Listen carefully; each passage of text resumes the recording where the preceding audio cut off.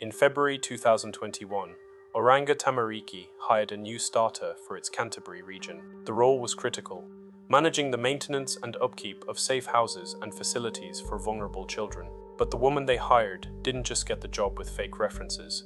She arrived with a plan, and by the time of her resignation, had funneled $2.1 million taxpayer dollars into her own pockets. This documentary aims to present an honest and unfiltered account of the case surrounding former public servant Neha Sharma.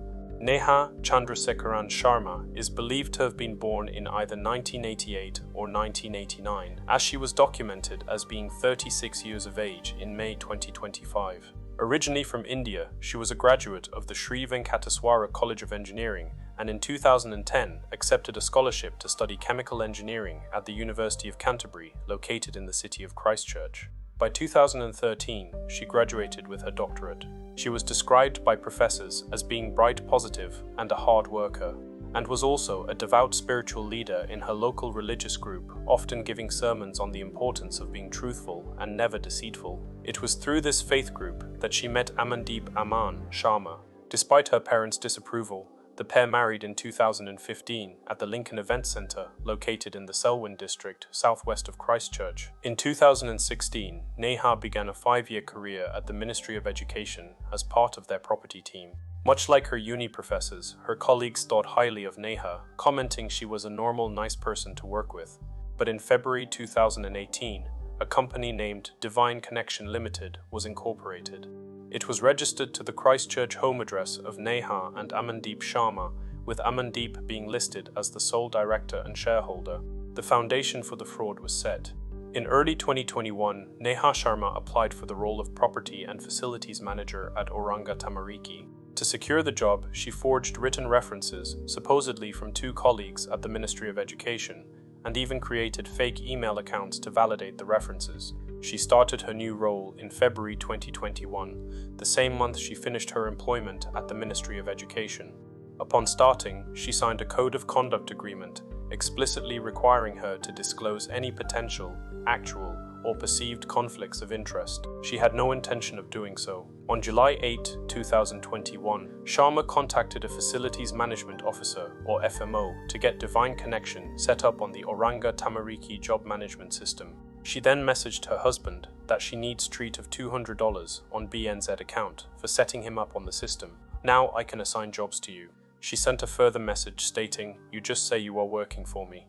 He should not know you are my husband, or this will be a huge issue."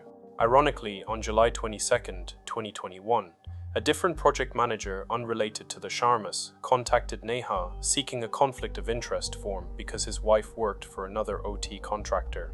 Sharma then emailed a colleague for a copy of the form stating the man's connection could be seen as a potential conflict. On the very same day she was policing this minor disclosed conflict, Divine Connection received its first fraudulent payment from Oranga Tamariki. Between July 2021 and October 2022, Neha Sharma, as the budget manager for the properties, systematically assigned work to Divine Connection over other approved suppliers. She either bypassed the FMOs to assign work herself or directly instructed them to use her husband's company. The work allegedly covered maintenance for OT properties, including youth justice facilities. The couple submitted 326 invoices, for which Oranga Tamariki made 103 payments for a total of $2.1 million.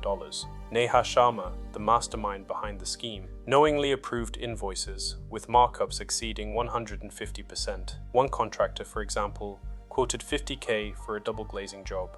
Sharma ensured it went to Divine, which quoted between $75,000 and $80,000 for the same job. In one instance, Amandeep replaced the television in their own living room with a new one meant for an OT client, and then invoiced the agency for it. In October 2021, Sharma secured a job for a friend in the Oranga Tamariki call center. She then used this friend to monitor incoming jobs and assign work to Divine Connection. The money poured in. In October 2021, they bought land in Kaikoura to build a holiday home, and in the month of March 2022, Divine Connection acquired a brand new $65,000 Toyota SUV. That same month, about 8 months after the scheme began, internal questions were raised about the poor quality of Divine Connection's paperwork. After this was flagged, Neha messaged her husband to calm his nerves. "We have a robust plan in place," and went on to further state, "Celebrate retiring before 35. The robust plan was anything but. The scheme began to collapse on October 26, 2022. An FMO at Oranga Tamariki sent an email to a manager, raising formal concerns that Sharma was not following standard practice and was allocating an unusual number of jobs to Divine Connection. The agency acted immediately. On November 2, 2022, at 8:40 a.m., Sharma received a Teams meeting invitation for the following day. The meeting's purpose was explicit: to address concerns that she was issuing jobs to Divine Connection and that the company's registered location appeared to be the same as Sharma's home address. 1 hour later, at 9:40 a.m., Sharma sent her resignation to her manager. She declined the team's meeting invitation and claimed she was being targeted.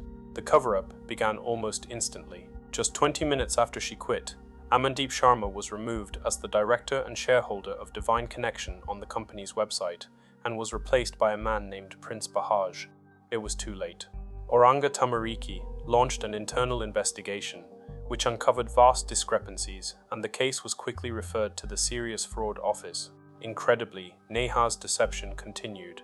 On the 25th of November 2022, while applying for a new job, she again used a forged reference, this time listing her husband's phone number, and texted him not to answer when they called. Her job application was successful, and on the 12th of December 2022, Neha started her new role as a regional delivery advisor at the New Zealand Transport Agency. On March 30th, 2023, the Serious Fraud Office raided the couple's properties. At that time, they owned 3 homes, 3 cars, and had $800,000 in cold hard cash. They both gave false statements to the SFO investigators, claiming the conflict of interest had been disclosed. They insisted the company had been legitimately sold to Prince Bahaj, a man the SFO later found was completely unaware his name had been used. Realizing the net was closing in, the Sharmas began to liquidate everything.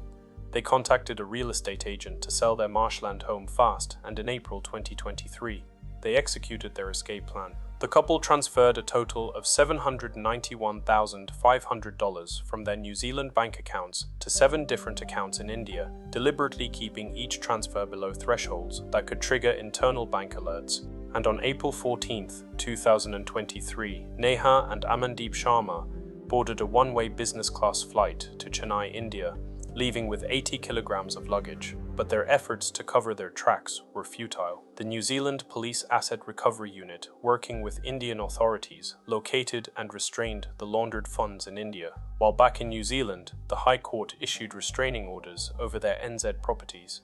In June 2023, the SFO filed charges against the pair in their absence, with the charges being called for the first time in the Christchurch District Court on the 14th of June 2023. In a surprise move, Amandeep Sharma appeared in the dock, having just returned from India. The court was informed that Neha Sharma remained in India, where she had given birth to their first child in the past week.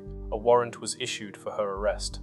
By September 2023, Neha Sharma had also returned to New Zealand. She appeared in court alongside her husband, and both pleaded not guilty to all charges, electing a trial by jury. They were released on bail, with the sentencing to commence in the year of 2025, with Neha being required to surrender her passport as part of her bail conditions. By early 2025, Neha had given birth to their second daughter. As the trial date approached, the facade crumbled, and Neha changed her original not guilty plea. She pleaded guilty to charges, including obtaining by deception, money laundering, and using a forged document. In early May 2025, she was sentenced in the High Court. Her lawyer attempted to blame the offending on baby brain, a common term for the forgetfulness and brain fog reported during pregnancy. The judge was not convinced, and Neha Sharma was sentenced to 3 years imprisonment. Shortly after his wife's sentencing, Amandeep Sharma also changed his plea to guilty on charges of obtaining by deception and money laundering. On the 19th of June 2025, Amandeep Sharma was sentenced in the Christchurch High Court. Justice Eaton stated he had seriously considered a jail sentence, but ultimately granted him 12 months home detention. The judge's stated reason was to allow Amandeep to seek rehabilitation and support his daughters, given that Neha was already imprisoned. In sentencing Neha Sharma, Justice Eaton directly addressed the baby brain defense, as well as the glowing character references from members of her religious group. A pre-sentence report given to the judge painted a clear picture. It found Sharma tried to make her fraud seem less serious than it was, and also noted she showed no genuine remorse. Instead, the report concluded her actions were driven by entitlement, a core belief that she simply deserved the money. Justice Eaton was blunt. You've shown remorse for your family, whose bank accounts were frozen, but you do not express remorse to the New Zealand public, whose funds you took, he said. He described the character references which spoke of her unwavering integrity as unrealistic and stated, "To be frank, the referees are living in a bubble of admiration for Ms. Sharma and aren't prepared to see the reality." Further stating, "I'm left with a strong sense that those close to you have buried their heads in the sand." One character reference said, "Neha's intelligence and commitment to her work set her apart from others." Justice Eaton replied, "The reality is, what sets you apart from others in your field is your dishonesty. Your offending reflects someone who is calculated, manipulative, and deceptive." But not everyone from Neha's past shared the same glowing opinions. "I think it was arrogance," said a former friend from her religious group. "She would preach about honesty and integrity, then was doing the exact opposite. The irony is that Radhaswamy is all about karma. What goes around, comes around." The cost to the public was not just the $2.1 million that was stolen. Auranga Tamariki also spent $185,000 investigating the fraud after she left. SFO Director Karen Chang stated the couple took advantage of her position of trust for their own financial gain and affirmed that corrupt behavior by public servants is a key focus for the SFO. Auranga Tamariki's chief executive, Andrew Bridgman, welcomed the conviction, stating, "Corruption of this kind is utterly unacceptable. The public rightly expect all government agencies and public servants to act with the highest level of integrity to maintain public trust in the services that we provide."